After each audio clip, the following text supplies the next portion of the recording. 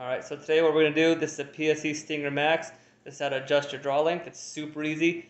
You're going to need some star wrenches, not Allen wrenches, star wrenches. So what you're going to do, don't unscrew this one. What you're going to do first is unscrew this one.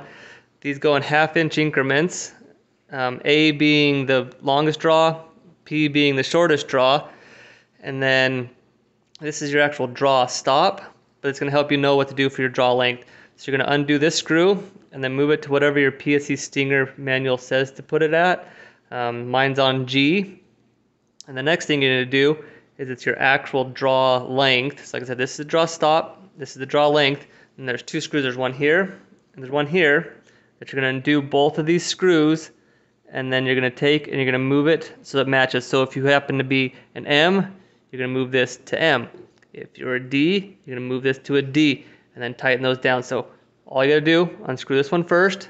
Like I said, there's a bolt on the back, so make sure you catch that, or a nut on the back. You catch that, move it to where it needs to be, and then adjust this one to the same exact location, and then torque these down, and that's all it takes to adjust the length on your PSE Stinger. If you have any questions, let me know.